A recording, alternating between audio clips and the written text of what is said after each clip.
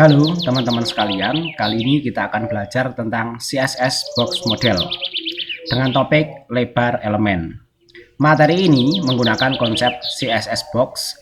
Jadi sebelum mengikuti materi ini, teman-teman disarankan untuk mengikuti dulu materi CSS Box Model yang linknya saya sertakan di deskripsi video. Mengatur elemen HTML bisa dilakukan dengan kode width. Lebar elemen HTML dapat ditentukan secara relatif atau tetap, atau kita bisa menyebutnya secara fixed. Lebar elemen relatif bisa dilakukan dengan pemberian value persen pada kode width. Sedangkan lebar elemen tetap bisa dilakukan dengan value pixel pada properti CSS width.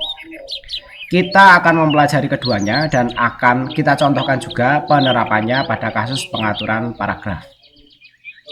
Oke, yang pertama kita akan belajar bagaimana cara mengatur lebar elemen HTML menggunakan pixel.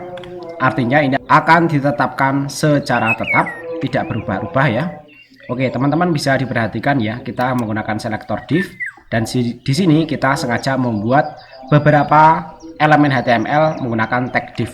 Nah, selain kita menyeleksi berdasarkan tag div, kita juga menyeleksi berdasarkan kelas kotak, di mana masing-masing elemen div itu kita berikan nama kelas yang berbeda, kotak 1, kotak 2, kotak 3, kotak 4, dan kotak 5. Masing-masing kita berikan ukuran width yang berbeda, jadi nanti akan menghasilkan lebar tampilan elemen HTML yang berbeda. Untuk warnanya ya, jadi seluruh div nanti kita asumsikan akan kita berikan warna yang sama, yaitu kuning. Kemudian bordernya atau garis tepinya kita berikan lebar 2 pixel dengan warna solid berwarna black ya. Adapun tingginya kita tentukan misalnya 50 pixel, sedangkan marginnya misalnya 20 pixel ya. Oke, kurang lebih seperti itu percontohannya. Kita coba jalankan programnya ya. Nah, hasilnya nanti kurang lebih seperti ini. Sederhana pengetahuan ini ya, namun demikian nanti akan sangat bermanfaat ketika nanti mengatur lebar sebuah konten HTML yang akan kita buat ya. Nah, di sini mengatur elemen HTML dengan pixel, pengaturan lebar ini bersifat fix, tidak mengikuti lebar browser. Jadi yang dimaksud fix itu ya, posisi atau ukurannya ini akan selalu tetap ya, walaupun nanti ukuran layar pada browser yang digunakan berbeda-beda. Sebagai simulasi misalnya ini kita coba ciutkan ya, seperti ini ya. Nah, maka ini dia lebar dari elemen-elemen HTML-nya tetap. Nah, maka cara mengatasinya browsernya dengan menyediakan fasilitas scroll kanan kiri. Asalkan elemen HTML yang ada tetap. Nanti akan berbeda konsepnya ketika kita mempelajari yang metode pengaturan lebar secara relatif ya. Nah, sebagai latihan biar teman-teman semakin paham ya, silakan buat halaman web dengan tampilan seperti demonstrasi yang saya tampilkan ini. Tapi nanti silakan dimodifikasi agar panjang box dari panjangnya ini, maksudnya lebarnya ini ya, lebar box dari elemennya ini ya, nanti lebih sempit ya, dengan ukuran fix menggunakan CSS natif aja dengan HTML. Tampilannya yang diharapkan nanti kurang lebih seperti ini ya.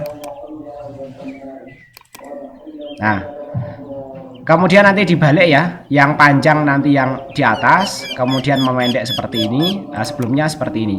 Nanti silahkan dimodifikasi warna backgroundnya, warna bordernya ya, dan dibalik ya urutannya ya, dari yang paling lebar ke yang paling sempit ya. Oke, untuk pengaturan lebar fix seperti itu ya. Selanjutnya kita masuk ke pengaturan lebar yang relatif menggunakan persen ya. Nah, untuk persen ya, jadi nanti sama kita menggunakan properti width ini ya. Kemudian kita tinggal mengganti angka-angkanya menjadi persatuan persen seperti ini ya.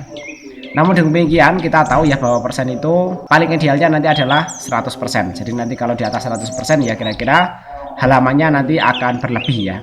Oke, yang lainnya nanti kurang lebih sama ya, dengan tampilan kuning dan seterusnya ya. Selektornya sama ya, elemennya sama, kita menggunakan selektor yang sama. Hanya saja di sini kita hanya menggunakan 3 elemen saja ya. Dan kotaknya nanti jadinya cuma 3. Oke, berikutnya kita coba demonstrasikan ya untuk tampilan relatif, dan nanti kita demonstrasikan yang dimaksud relatif itu seperti apa ya. Oke, tampilan yang dihasilkan seperti ini, sekilas mirip dengan ini ya, hanya saja jumlahnya yang berbeda ya. Namun demikian ada perbedaan yang signifikan ya. Jadi nanti ketika halamannya ini kecil ya, maka lebar dari elemennya juga akan ikut mengecil seperti ini ya. Kalau dikecilkan dia ikut mengecil. Sejumlah prosentase ya dari lebar browser yang digunakan ya. Jadi nanti kalau lebarnya misalnya 10 piksel, maka 90%-nya adalah 9 piksel. Kalau itu lebarnya 100 piksel, 70%-nya nanti adalah 70 piksel dan seterusnya ya. Nah, itu perbedaannya relatif dan fix ya. Nanti kurang lebih seperti ini. Nah, sebagai latihan ya, biar teman-teman semakin memahami materi ini ya, buatlah halaman web dengan tampilan seperti yang sudah didemonstrasikan. Nanti saya demonstrasikan ya, di mana panjang box menjadi bergelombang ya, dengan ukuran yang relatif, dengan CSS native dan HTML saja. Oke, kita tunjukkan ya. Nanti silahkan buat seperti ini ya. Jadi yang dimaksud bergelombang itu nanti panjang, pendek, panjang seperti ini ya. Silahkan kerjakan latihannya. Untuk templatenya semua nanti kita bagikan melalui link yang ada di deskripsi.